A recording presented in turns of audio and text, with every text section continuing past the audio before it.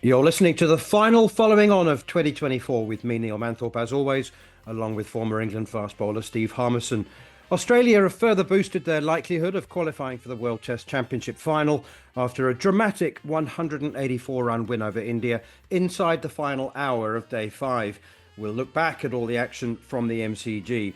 And South African head coach Shukri Conrad joins us after they qualified for June's final at Lord's with a tense two-wicket win over Pakistan at Centurion.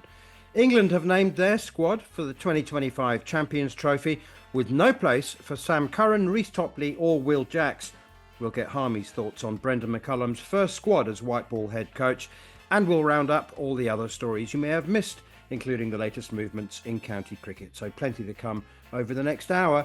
This is Following On.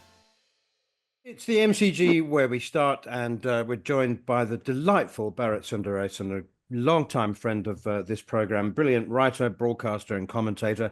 Bharat, so much to talk about. I'll let you set the agenda because I don't know where to start. But Gideon Hay described this as one of the great Test matches of all time, which is quite a statement. It was very, very good, and there is lots to talk about. Are you still absorbing it? Oh, very much so. I mean, the birds have taken over, man, as the MCG. The birds seem to have found something on the center pitch, which is not covered right now, that they seem to be enjoying. And honestly, there wasn't a lot in there for the bowlers. So, from a cricketing sense, it was a test which, like Gideon said, was extraordinary. I mean, the roller coaster ride that we've been on over the last 5 days here in Melbourne in front of extraordinary crowds as well. I mean, they shattered the record for the most audience for an MCG test. I mean, they broke the Boxing Day test record yesterday, but today they just smashed it. I think 3,000 or 375,000 people overall came and watched what was a sensational test match. And the only reason I bring the birds up is India ended up losing what felt like an unlosable test going into that final session. But, I'm not surprised that it happened because you just knew there was a final twist. There had been so many twists and turns. Why quote Pat Cummins. So when I met him downstairs for our radio interview, post-match radio interview, he just came, hugged me, and he said, how are you coping with that? And he sounded as much as a fan than he did the test captain who had led his country to victory. And he wasn't the only one. I met Manas, who had lost his voice. He was as excited as Cummins was, not just because they won. Obviously, nothing like a great test victory, but it was a celebration of test cricket at the MCG. And Bharat, that means India out and Australia in. There's no, they can't get back from this, can they? India, Australia in the World Test Championship final now? Not quite, Harmy. I think if India draw level in Sydney, which is always difficult, as we know. I mean, even South Africa got away with a draw. Sorry, I just had to throw in that manners 2 years ago. That South African team, not the South African team that has managed to reach the WTC final at Lords. I think India still have an outside chance if they draw level, and then they depend on what happens in Sri Lanka. And look, I mean, Sri Lanka could do India a favor and produce absolute rank turners in goal and really mess up Australia. But at this point, it does look very much, like you said, Harmy, like in Australia, South Africa, WTC final. Here's a scenario for you. 3 days of rain at Sydney, which is customary, and that finishes in a draw. Sri Lanka win 2-0, and they make the final in place of Australia. Anyway, never mind that. I want to ask you, it's possible mathematically. It is. But I wanted to ask you two things, and I know you've written loads and loads and loads, so your thoughts will be nicely distilled, and so you can be quite succinct. But Nitish Reddy's century, I may be mistaken, but it seemed to me like the MCG crowd actually gave him a standing ovation, which is extraordinary. There's that, and you've had, 4 days now to contemplate the Virat Kohli, Sam Constance shoulder charge. Well, so your thoughts on those two things? Oh, firstly, the Nitish Kumar Reddy thing, manners. Look, yes. Firstly, you also have to admit that 60% of the crowd was Indian, a lot of Indian flags waving, and his dad was right amidst them. Generally, when you have a moment like that, the family's in a box somewhere, a corporate box or a player's box, and it never feels the same. Here, his dad, who's made so many sacrifices, it's a wonderful human story. It's one of those classic Indian middle class stories, sacrifices from his dad and the rest of the family that's enabled Nitish Kumar Reddy to pursue Test cricket. And then his talent has taken him to the heights that we're seeing him achieve. And he looks like a proper Test cricketer who will bat in the top order and make a lot of runs for India. But yeah, I mean, that moment was, again, if this Test match was a celebration of Test cricket, that was just a celebration of sport. Like, it didn't matter what was happening in the match. It didn't matter what else was happening, how far Australia were ahead or how behind India were in that game.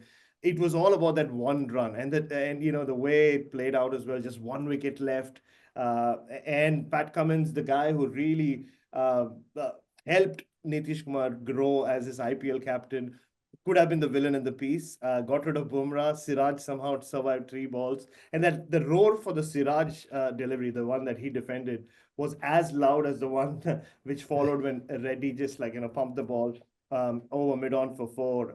And yeah, I mean, just I ran down to try and find his dad. And I felt like I was in India because his dad and his family, and Manners, you've seen a lot of this, they were pinned against the wall. They'd been mocked. Their lives had changed forever.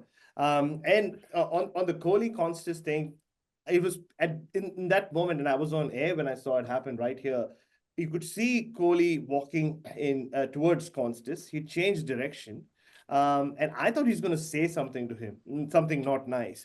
But eventually, she just very clearly just made contact, and then almost he looked more shocked than Constas was. Like, I don't know what he had done, or maybe he was just trying to, play the pantomime villain. But if it was any other player, I can see a scenario, and any other Indian player as well, that the sanction would have been a lot more.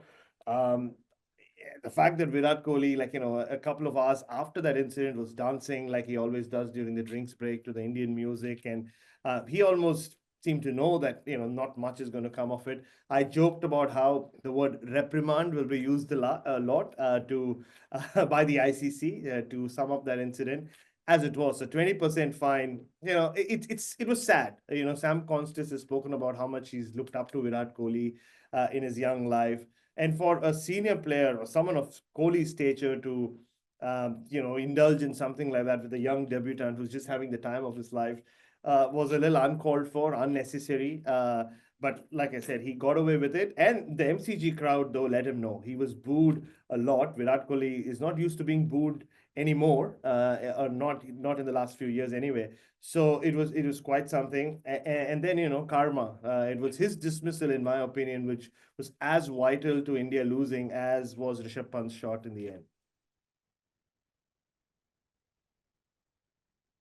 And Bharat, what about Rishabh Pant? I don't know whether you were in adjoining commentary boxes or anywhere near to Sunil Gavaskar, but we've all seen the clip on social media now. It looked like he was going to have a heart attack.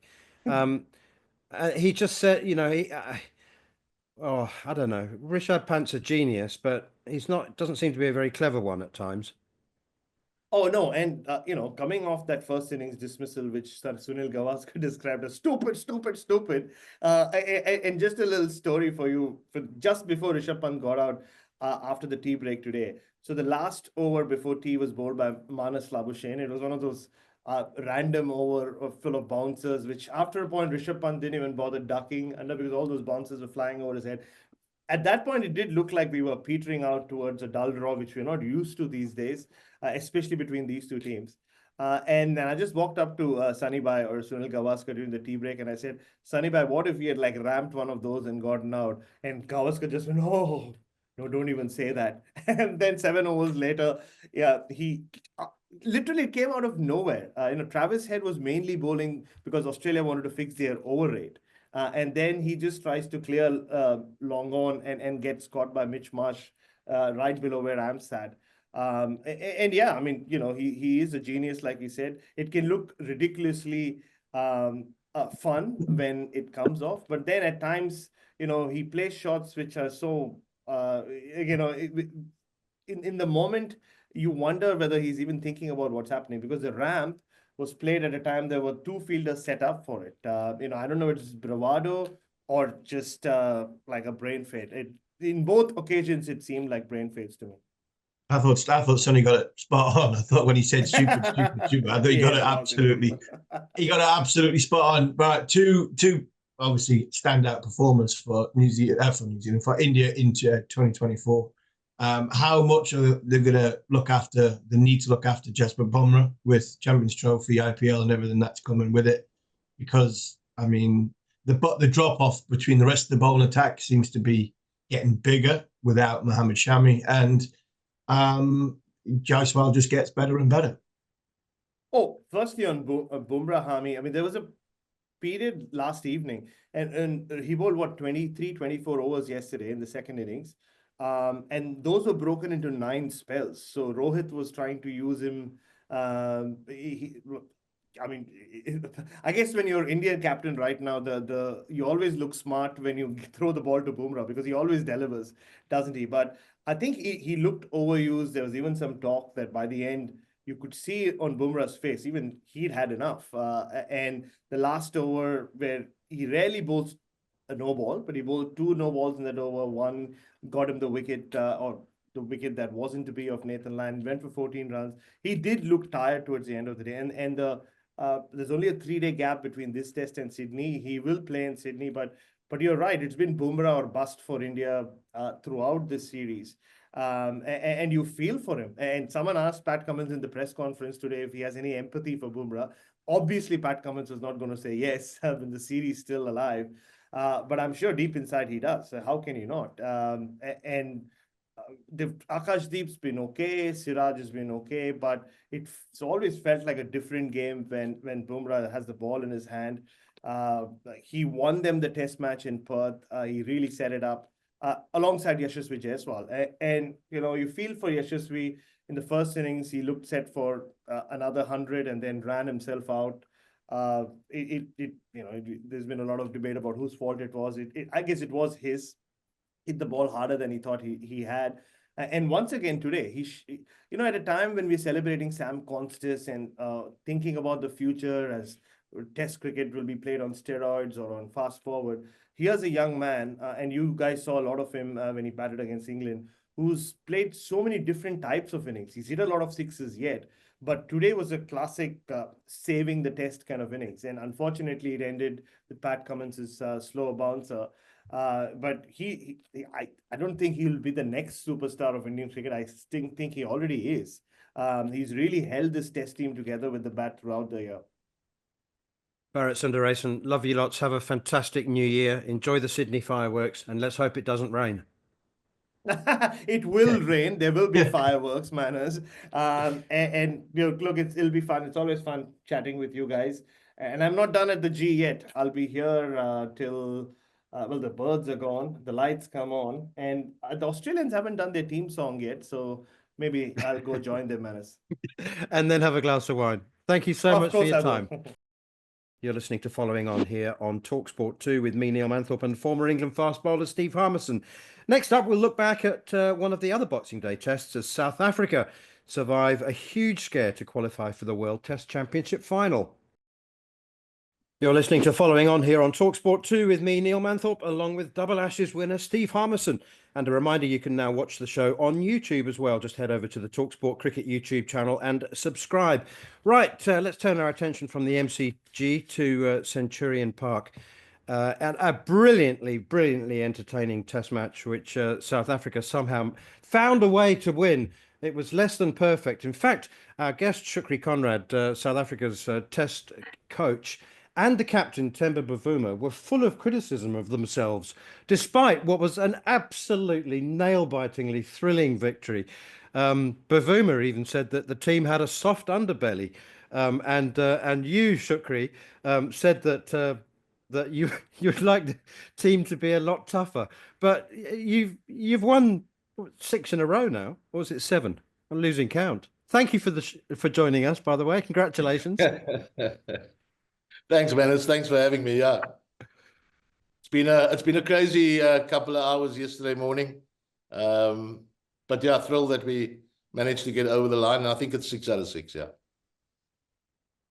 Shukri, just take us through to that last hour. Yes, it was a pulsating game, and it went to that sort of final hour. But I mean, 99 for 8 to get to 148. I mean, what was it like in the dressing room? The rest of the test match was brilliant, but that hour, I mean, what must have been like in that dressing room for everybody to speculate? But you were in charge and in the mix of it. What were the players like? What were you like? I mean, it was mad. Yeah. I try and like keep away from the hysterical side of the change room where the players are. I prefer being on my own with 1 or 2 players that are comfortable being around there. And we just try and stay as calm as possible. But as things, I mean, at lunch, 32 needed, no major conversations, just saying to Marco and to KG that, listen, whatever it is you're going to do, back yourselves, go all the way through. Let's not start when we get a sniff feel that we're going to do things differently. And if we then manage to get there, well, brilliant. But yeah, it was crazy in that change room, from absolute silence and unsure, and it's just a complete roller coaster of a ride, because 1 minute you're cruising along, the next minute you get a little bit of a hiccup, and then you're almost out of it, and then you get a sniff of it again, and then it starts all over again. So real crazy, but thrilled that we could get over the line, and really happy that whilst we weren't very good, and we talk of soft, that we still managed to find a way, which is really what it is you want from a team. He's not a bad bowler, is KG. Probably, one of the very best bowlers in the world at this minute in time. But from a team point of view, he's not a bad number 10 to come in when you're in for a crisis.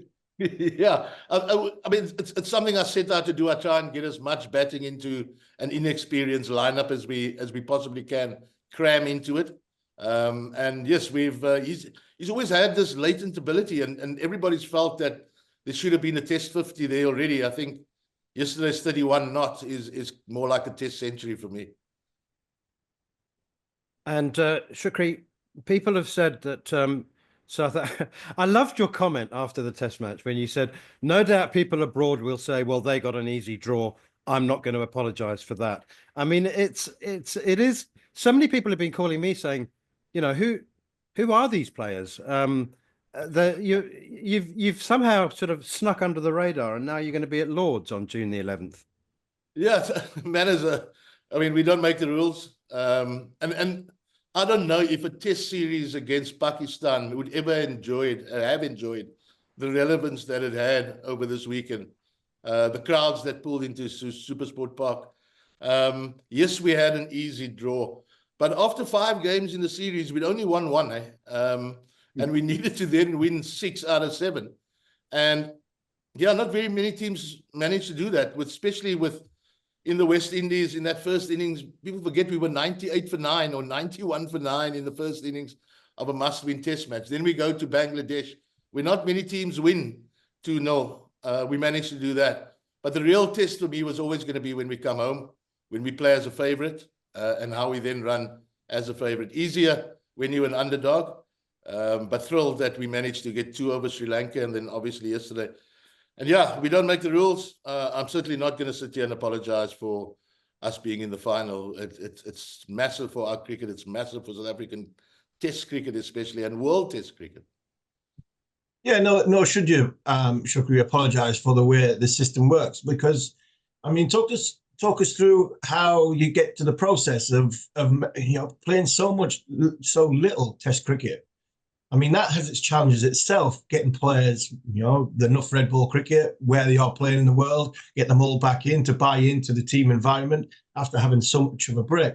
Just talk us through that process and how you get from A to B to C to D to get to the point where you've won, well, it's 7 in a row. Yeah, I mean, it's tough, and especially if we have a truncated first-class system domestically as well, where we only play like 7 first-class matches.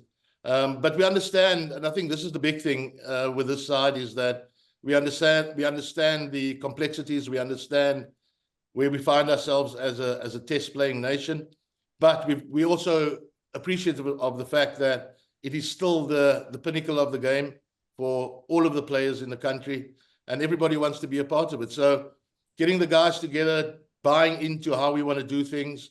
It's a unit that has very little egos. It's like a bunch of mates that get together and try their utmost to win a test match for their country and do well for each other.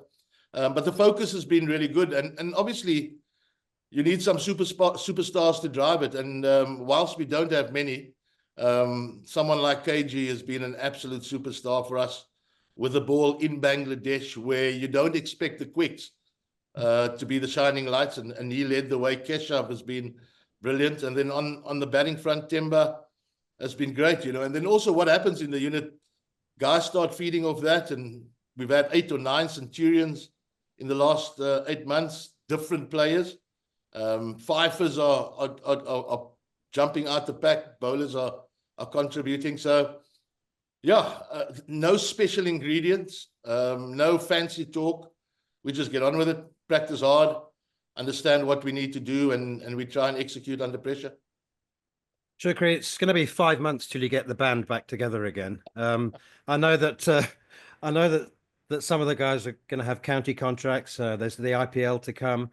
I don't know. I mean, I've been speculating who you might play against. Maybe a phone call to the ECB, a game against the England Lions. That'd be good. So the first question is, how are you going to prepare? You know, will you manage to persuade Zimbabwe to play a test match, perhaps? And B, if it's Australia, and it looks like being Australia, have you given much thought to how you go about tackling them at Lord's? Firstly, we actually play Zimbabwe post the final. We've got a tour to an all-format tour to Zimbabwe after the final.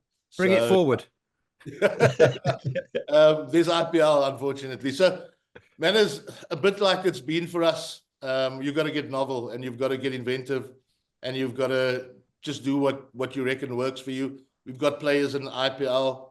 I think there's 15 days between the final of the IPL and the test at Lord's. Yeah, looking at potentially going over a little bit earlier to the UK, possibly speaking to the ECB about an English Lions side, looking at what comp is being played at the time in the UK. And yeah, so I'll start sitting down this week in Cape Town, which will be a lot less pressured than it could have potentially been. And then, yeah, we put our thinking caps on and then see what works for us. But we've also got an A tour to the West. Lob a few batters on there. But yeah, I haven't given it a hell of a lot of thought. But there's still another job to be done. We want to go to Cape Town and put on a show there, and hopefully win the series 2-0 and then make it 7 out of 7, yes. And what has it done, Shukri, for South African cricket? You're now in the World Test Championship final. You've won these last sort of 7 games or 6 games and going into 7. A celebration at Cape Town of where Test cricket, or what Test cricket means to South African. Yeah, not so much the cricket, but the nation as well. Yeah, I think Test cricket's been on everybody's lips the last while, Army, and it's brilliant to see. We had a packed out crowd on day 1 on Boxing Day at SuperSport Park. I expect the New Year's Test to be extra special. Cape Townians love their cricket. Everybody loves a winner, and currently we're winning. And yeah, hopefully we can do justice. Hopefully we play on a better wicket than we played last year, but I'm sure we will. Brahm will do well. And hopefully we can have 4 or 5 days of great entertainment. It's amazing to think that the team began this World Test Championship cycle by being bowled out for 50 by India at Newlands in 2 days. Not 50. Well, yeah. Shukri, I know you love your soccer, your football, sorry. Somebody said to me the other day that South Africa are a bit like the Leicester City. You know, not the best team in when they won the Premier League. What was that, 5-6 years ago now? So not the best team, don't have the best stars, but everyone chips in when they need to. I think that's fair. I think it's a fair observation, and we're a talented bunch, Neil. I think let's not undersell ourselves here. We're a talented bunch, but we're an inexperienced bunch. And we need to play more Test cricket. It's as simple as that. And then we'd become more like Liverpool than Leicester City. But yeah, look, the talent is there. And whilst we've caused a few upsets along the way, I don't think the South African team should ever be an underdog. I don't think any South African team should see themselves as underdogs. And that's how we should challenge ourselves. And that was probably the one disappointing aspect for me this last win, where there were periods where we played really soft cricket, but maybe just the pressure weighing on the guys. And now that we've managed to get over the line and almost not bury that hatchet entirely, or bury that bugbear that hangs over us all the time, yeah, maybe would have learned some great lessons from this. And the talented, inexperienced individuals can now become real stars going forward. Is it about, and just finally for me, is it about the message at the end of this World Test Championship, once the final's done, whether you play Australia or whoever, when they sit down again and go, do you know what, the World Test Championship has made a difference in Test match cricket over the last 2 years, but how do we make it better? And is it making it better by teams playing more? I mean, outside the big three, is it teams playing more Test match cricket? Because as we've seen in the last 2 or 3 weeks, it's still alive. It's still a pinnacle. It's still the best that form of cricket we play, but it's a little bit offset. It's unfair at this moment in time for some teams not playing enough Test match cricket. Is this South Africa getting to the final at the end of it, saying, "Come on, we've proved we are one of the big boys. Let us play more"? Yeah, I think Army, if nothing else comes out of it, I think that is the one thing that on a personal level and from a South African side, we'd like to have come out of it, that there shouldn't be a big three. Yes, we understand where all the revenue sits, but we are as important to world cricket, and so is New Zealand, and so is the West Indies. Or else you're going to have a big three play on their own and see how much fun that is. But we're a proud cricketing nation, and as are the other nations that I've just mentioned. We need to find a workable solution over the 2 years, maybe for the ICC to take control of it and say, right, these are how these games are going to work. This is how the series are going to work. And if, we play England once or whatever it looks like, I think it needs to be a more effective and a more balanced approach that needs to be taken. And yeah, hopefully those conversations will gain traction as a result of us making the final now, and people really sitting up and taking notice and say, hold it, maybe you need to relook at this. And finally, from me, Shukri, I think that there's more than enough potential for players to become great players. I think there's a lot of potential star quality in this team. And Keshav Maharaj, he was injured. You've had so many injuries as well. People don't realize that. I think you've used something like 10 or 11 fast bowlers in the cycle, which is an extraordinary tick for South African depth. And I have to say that if the World Test Championship remains in its current status and South Africa only played 2 Test series, I strongly suspect this won't be your last World Test Championship final. I'd like to think so, man. Yes, we've been challenged there. I mean, you've got a crop list of fast bowlers, which is a strength of ours.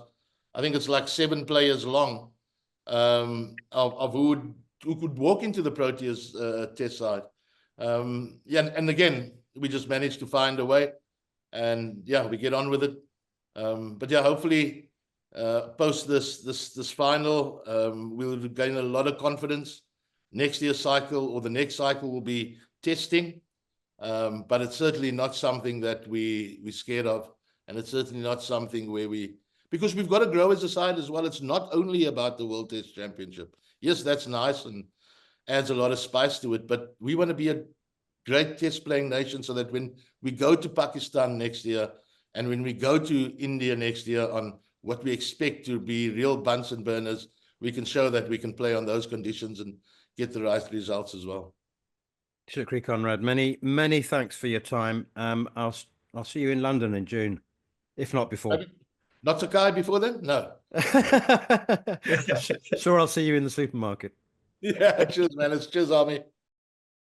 You're listening to Following On here on talkSPORT 2 with me, Neil Manthorp, alongside former #1 bowler in the world, Steve Harmison. Next up, we'll discuss England's squad for the Champions Trophy as Joe Root returns, but 3 notable players are left out.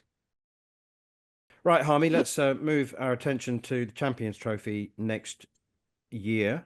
I'm pausing and hesitating because I've been pondering how I'm going to ask you about the scheduling and the hybrid model, which sees 2 venues being prepared for a semi-final and a final, depending on India's qualification.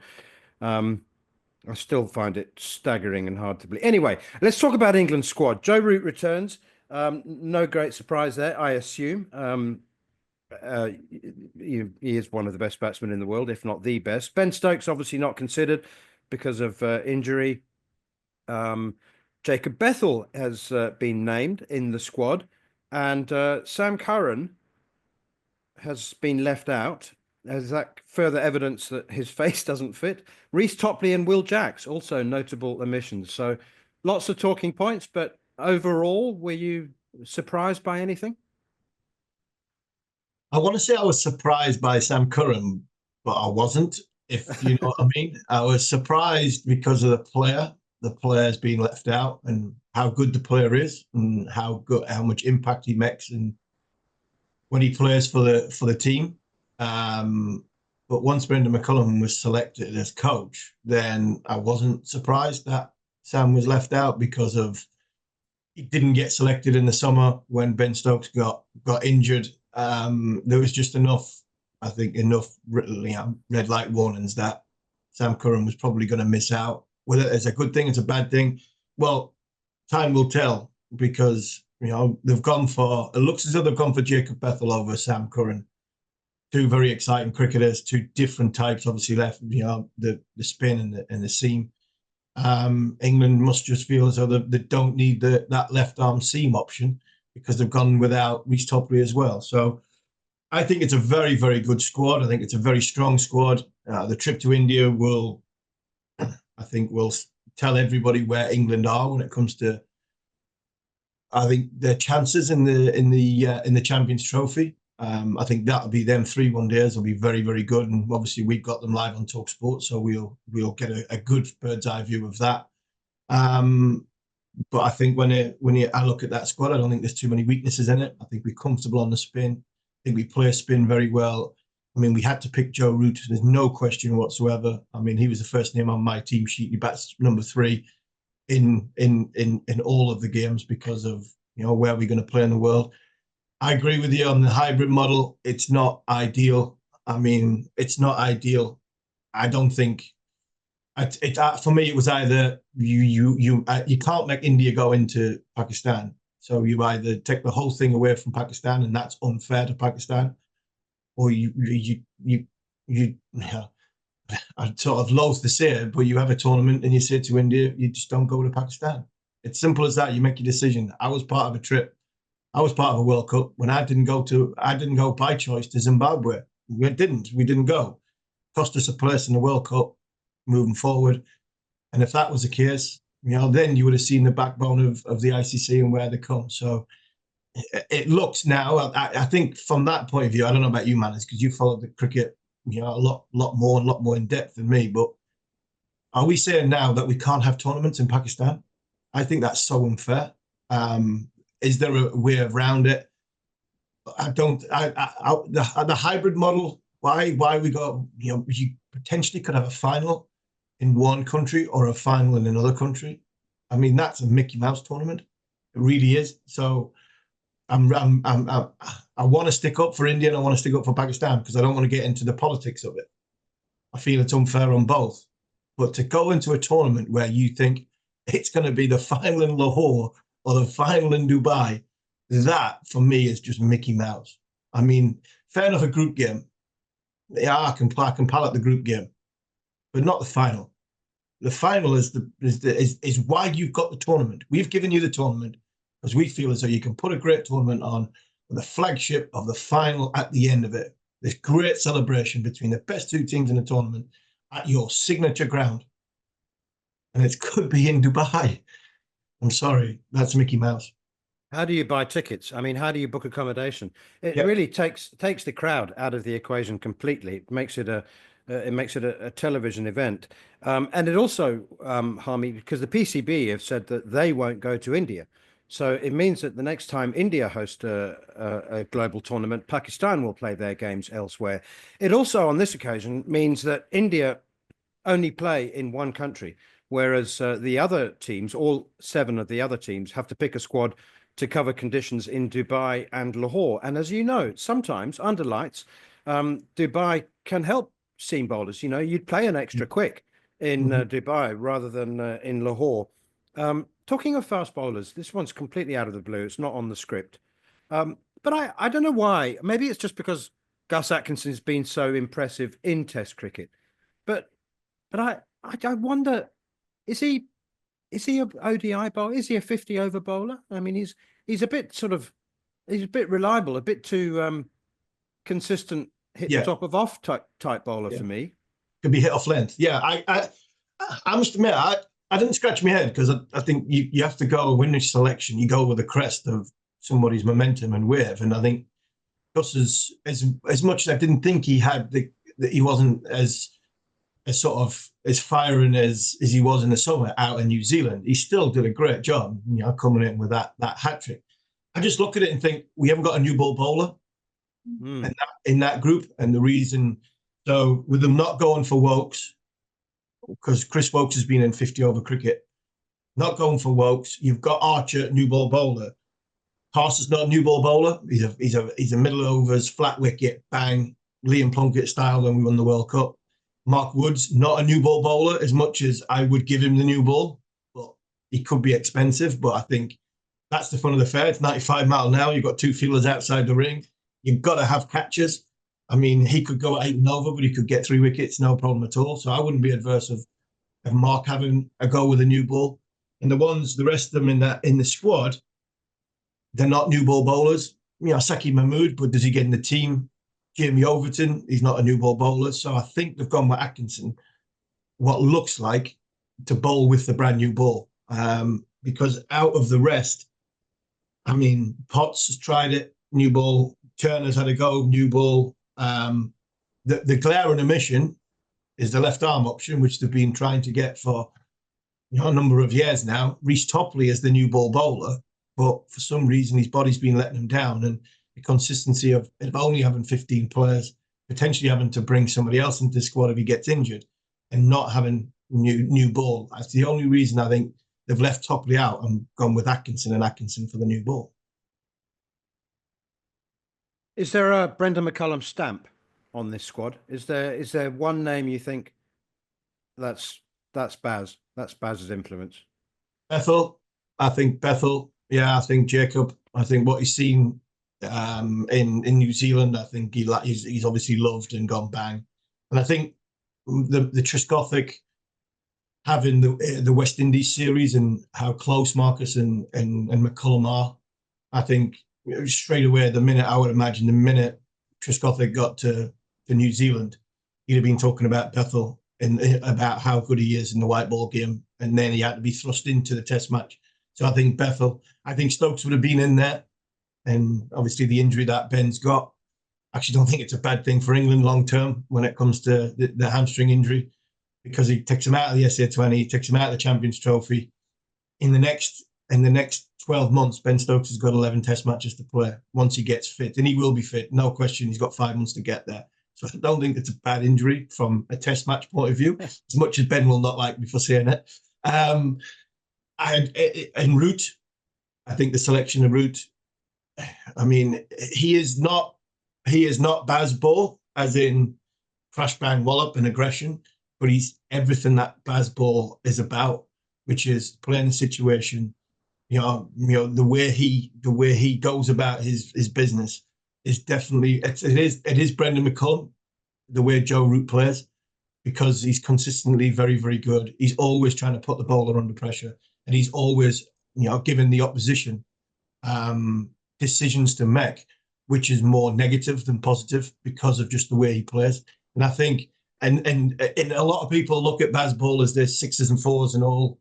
It's not. It's about how you push yourself onto the opposition and impose yourself in such a way, in a positive way. And Joe Root does that just by, one, being in the middle, two, the singles, the twos, and everything that he does. And when he does get a bad ball, he puts it away for four.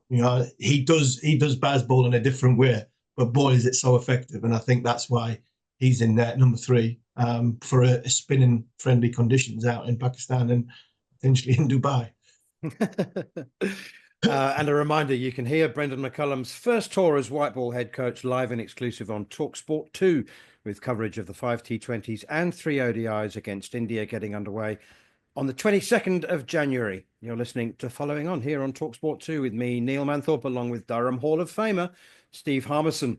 Next up, we'll round up the other stories you may have missed, or some of them anyway, as a club legend returns to Essex, and a 16-year-old has been named in the England Lions squad again. You're listening to Following On here on talkSPORT 2 with me, Neil Manthorp, and Double Ashes winner Steve Harmison. And you can now watch us on YouTube if you're not doing that already. Just head over to the talkSPORT Cricket YouTube channel and subscribe. Right, let's talk county cricket, Harmy, because why wouldn't you at the end of December? I'm fascinated that Kent have appointed Adam Hollioake as their new head coach, replacing Matt Walker. I always saw Adam Hollioake, and I think he has said that he saw himself as more of a consultant rather than a full-time position. But Kent in need of some inspiration, aren't they? They've had a couple of very fallow years, and Adam might be just the man they need. Yeah, absolutely. I couldn't believe when I seen that Smokey had gone in there as full coach. I thought, like you said, in times I've spoke to him, and we've had him on a couple of times talking about the consultancy stuff, leaving Australia as well. He's all his work over there. Possibly there's other opportunities in England. The family. He was over last year with his daughter for a little bit of period of time during the summer. It's always great to see him. I love the man to bits. I mean, I find myself every summer trying to get to see him for a couple of weeks, because obviously I grew up playing with his brother Ben, who sadly passed away. And Adam is the most inspiration. I mean, as a leader, he was very, very good at making people believe they're better than what they were. And that team, again, that Surrey team, were very, very good as in individual players. But his leadership was, he made them all feel 10 foot tall. For somebody who's small in stature, you'd never say that to him, because he packs a heavy, heavy punch. And I think he might be just the thing that Kent need, because there is a huge amount of fun in Adam Hollioake. There's a huge amount of relaxedness around his persona and the dressing room and everything that he is. But he speaks with authority and he knows the game inside out. So Kent needs a little bit of guidance, I think. We've got some younger players who probably do need some handheld. And I can't think of anybody better than Adam Hollioake. I think it's brilliant to see him back in English county cricket. And I'm sure there's some young lads in that Kent dressing room who will benefit hugely that Adam's there for the next couple of years. A couple of moves in the coaching stakes as well. Chris Silverwood returns to Essex as director of cricket, replacing Anthony McGrath, who's returned to Yorkshire to become their new head coach. I'm never quite sure what the difference is between head coach and director of cricket. Anyway, the third movement is Grant Bradburn has left Glamorgan, who have signed Sri Lankan seamer Atita Fernando for their first 7 county championship matches. I think he could do well on early season English wickets. I think that's a good signing. Any thoughts? Yeah, I mean, that's a great signing. I thought he was excellent last year against England when he's in our back end of our summer. So he's going to come at the start end of our summer. I mean, it's a blow for Glamorgan that Bradburn's leaving. I mean, you look at Anthony McGrath.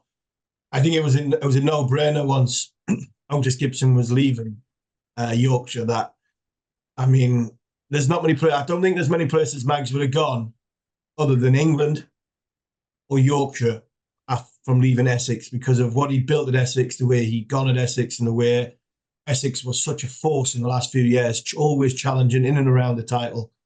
There's not many places I think Mags would have gone other than back to his native Yorkshire. And he is Mr. Yorkshire. I played with him at Yorkshire. He's one of the funniest blokes you'll ever be in a dressing room with.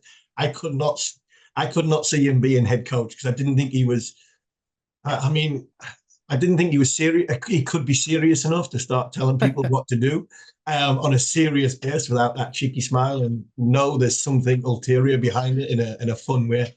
But he's done a brilliant job at Essex, and I'm sure he will get Yorkshire back on track because I think Yorkshire are on the cusp of something. I think the Goff, I'm not just saying it because I'm your best mate, but I think the Goff, Gibson, really galvanised that group and got them back playing some very, very good cricket. They're now in the first division.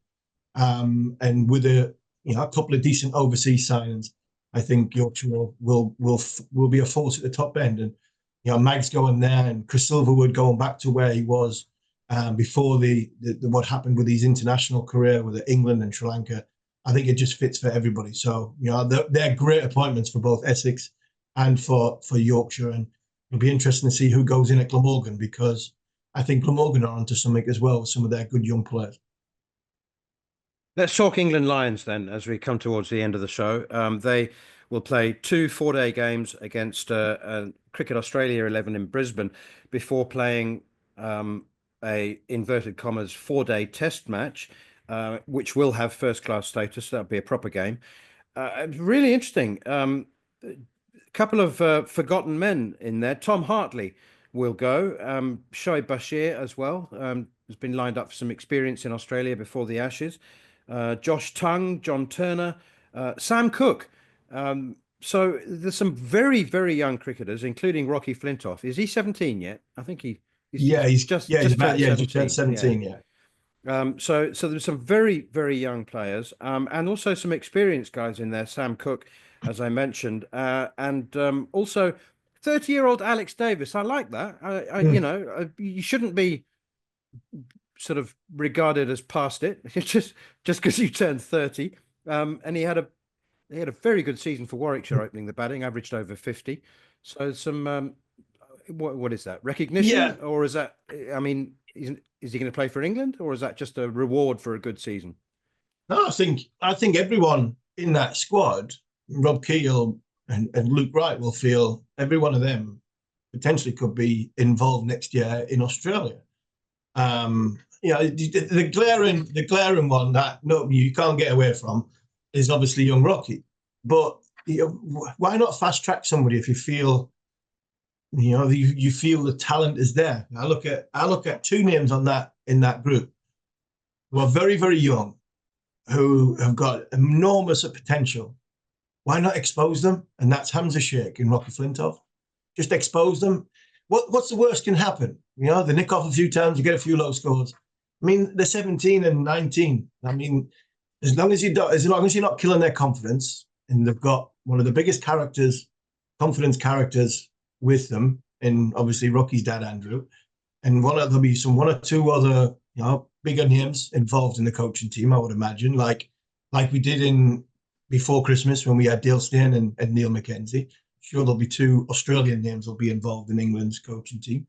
What's the worst can happen? They nick off a couple of times, as long as it's not to the detriment to their game, which I don't think it is now with kids. So that I don't think they do see that. I think crisis of confidence. What's the crisis of confidence? I mean, the bedroom's not tidied. Everything that comes with children at this moment in time. I mean, they just don't. Their crisis of confidence is when their iPads aren't working or their phones aren't working. Not about when they nick off or they chip one up in the air. They just go out and do it again next time.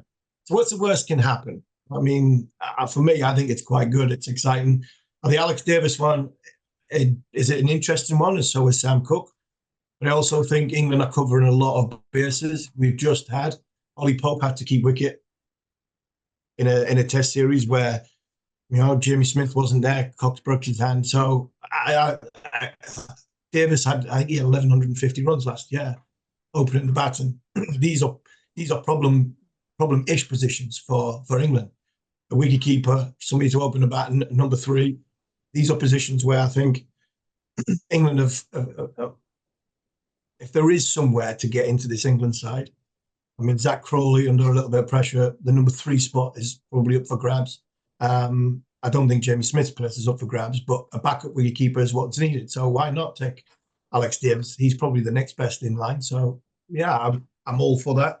I think the Sam Cook one is just, it's not a reward for having a couple of good years. I still think England feel as though, they'll be intrigued about seeing how he can do on flat pitches.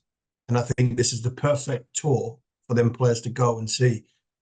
Hartley driving it into the pitch, Bashir getting some experience on Australian surfaces, driving it into the surface. That's what England believe that their spin bowler needs to do from a sort of tall release point. So I quite like this. I quite like the concept of the squad. Good to see Josh Tongue, John Turner, they're on it. I'd have been interested to see. I know he's played 50 Test matches and he's been in the sort of firing line in recent times, and he's done great jobs for the team. But I'd have been interested, because he's not playing a huge amount of cricket between now and the start of the summer. I'd been interested to see if Ollie Pope would have gone on that trip, just to have some experience batting in Australia. I know he's playing in the Big Bash, but again, with the red ball, go out, lead, captain a younger group, and get some sort of batting time in the middle in Australia. I thought he might have been one of the more senior Test players who hasn't got a huge amount of cricket coming up, to go out and play in there and probably not play as much county cricket when it comes around for Surrey. So, but it's I quite like that squad, and I think Freddie Andrew Flintoff will look after them very, very well. Very quick question before we move on to the final word. So let's say Pat Cummins and the Cricket Australia Brains Trust tap all the top order batsmen on the shoulder and they go, Shoaib Bashir, destroy him. Because we all know that real off-spin in a live situation is very different to off-spin in a situation that doesn't matter. I mean, we see it in county cricket. Off-spinners get slogged, and but then that's why Shoaib Bashir's record is so much better in Test cricket, because it's real and it matters. So let's say they play these two games in Brisbane, and then even the first-class game in Sydney, and it's a point of order for the Cricket Australia 11 to take down Bashir. And let's say he goes at 8s. Let's say that they do slog him. Does that change anything? No, I don't think so. I don't think so. In the world, this is what will be. That's exactly what will happen. They'll come out and try and get at who they think potentially will come from an Ashes point of view, whether it's Bashir or the same with Tongue. I think probably Josh Tongue is probably the sort of main seamer threat that potentially could go to Australia next year. So I'd imagine there'll be directives from Cricket Australia to especially get at Bashir. But I'm sure he's had it before. I mean, he plays in an era of Test cricket where they're not exactly blocking him. Nobody's. They're all coming at him. The challenge for Shoaib will be, if they do come at him, not only what does he do, but when he goes back, what it's going to be like, because Khawaja's not going to come at him. Constance will. Labuschagne, he's not somebody that is proactive towards aggression towards the game. Neither Smith. So if they are going to come at him, it might be different to what their Test players are going to want to do against him, because when you look at Australia's top 4, their top 7 with the exception of Head, they're all pretty much not negative players, but they're slower than the sort of average Test player that's playing at this moment in time. So they play it completely differently to what England do. How many times have we said, I can't believe Australia have got like 250 off 90 overs. If England bat 90 overs, they get 500. This is the way Australia plays. So will there be a message to get at Bashir? I'd imagine there'll be directives for some of it. I remember when we were out there, 20 odd years ago, when we were at Allen Border Field on a flat wicket before the first Test match. And we looked as though we were still bowling at tea time on day 2. And I think in a 3-day game. And just as the chairman 11 or president's 11 was about to declare, Steve Harmison turned up and said, "What are you doing? You are not declaring. You're going to bat for 3 days if you have to. Do not let these have any practice whatsoever." So England had to bowl the chairman's 11 out. So there will be times, I'm sure, on that trip that Australia will not be rolling the red carpet out. They will be trying to get one over, get a sighter on England. That's the fun of the fair, and that's why you go on these air tours, to iron out challenges like that. Okay, final word time. I've got two for you, Harmy. First one, Ravi Ashwin. He's done a Graham Swan and retired mid-tour down under. He made it clear that if he wasn't going to play, then, or if he wasn't going to be selected, then he wasn't going to be available. So just out of the blue, even Virat Kohli wasn't expecting it. Sudden retirement. I mean, he has divided opinion, hasn't he? I think most people enjoy him, the difference that he provides both on and off the field. 537 wickets in 106 matches. But I just from afar, Harmy, and we should have asked Bharat this. We'll ask him. We can ask him next week. But that Indian camp doesn't seem quite right to me. I'm not sure that they're the very happy bunch. No, I don't think they seem that. It seems as though there's a younger element to it than the older elements, getting every time getting one less. You know, Ashwin's gone. You know, there's only sort of really Jadeja, Kohli, Rohit, and a little, probably Rahul left. You know, Bumrah's still young. So there's the really young, there's the middle area, and then that older group who are probably looking over their shoulders and constantly getting bombarded with, we're not playing very well sort of thing. And I think you can see that.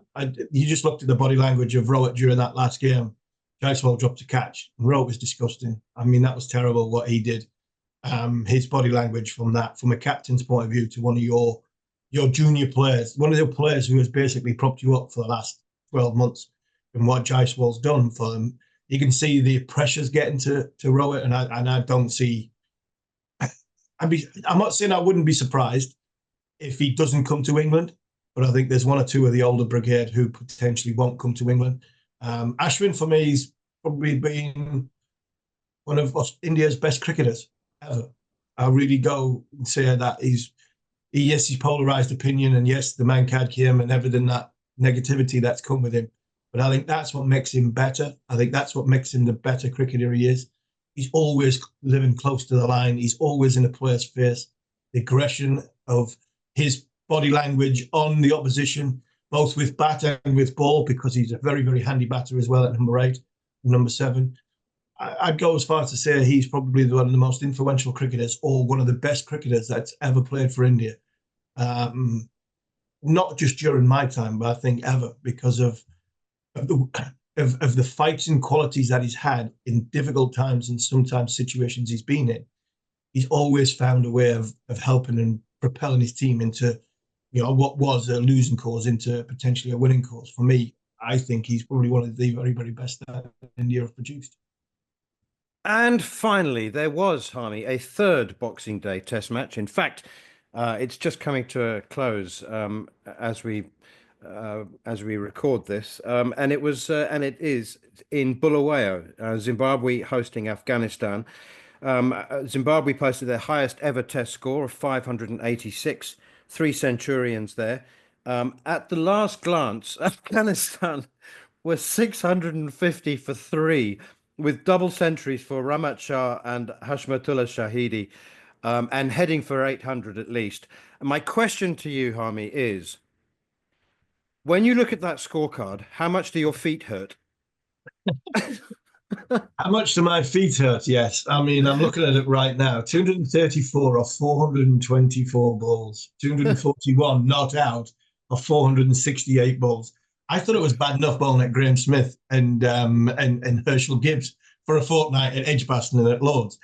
But that's to another level. That is to another level. At least Graham Smith and Herschel Gibbs were playing proper big cricket shots. I mean, they were scoring at nearly 80, 90 strike rate. So no, that would break my heart. That I think the bowling figures. Williams has bowled 42 overs. You know, actually, we told that story with David Boone when we were playing at Eastbourne that day, and we played 2 spinners who, you know, 2 young spinners who weren't, you know, bowling that well. And myself and John Wood, at the end of the innings, I'd bowled 46 overs. John Wood, opening bowler, I'd bowled 48 overs on a spin-friendly wicket. So it just shows you how well our spin bowlers are. But that, I mean, it just cripples you. It really does. It takes everything out of you. When you run up and you bowl a ball and it just balloons, I mean, just softly, and makes a horrible sort of sponge noise in the surface. You just think, no. And then normally that batters normally laughing at you and always say them same things. Wherever you are in the world, when you get on a wicket like that and you bowl a ball and the batter's standing there laughing at you because he's just blocked one that's coming to him at about 75 miles an hour, you always say the same thing. I can't wait to get you back to England because I'm going to do you over when I get you there. Yeah. Did you ever play at Queen's Sports Club? I did, yes. I played a couple of times there on an air tour. Yeah, we played one Zimbabwe air, and then we played either, was it Mashonaland or Matabeleland, on one of them two on that, and it was flat. I think Alistair Campbell, if I remember right, Alistair Campbell played. Neil Johnson, somebody else, can't remember. The two whistleblowers were playing in one of them games on a flat one, and that didn't end up in a positive result for either team either. It was a 4-day draw. The only thing missing from that pitch are cat's eyes and double yellow lines. Harmy, great to be back. Have a wonderful, wonderful new year. And yourself, my good friend. And same to all of our listeners. You've been listening to Following On here on talkSPORT 2 with me, Neil Manthorp, along with former England fast bowler Steve Harmison. And we will be back next week to look ahead to the start of the Women's Ashes in Australia, amongst other things. But for now, thanks for listening to Following On. And we both wish you a very happy new year. On AM, on DAB, via the talkSPORT app and on your smart speaker. talkSPORT.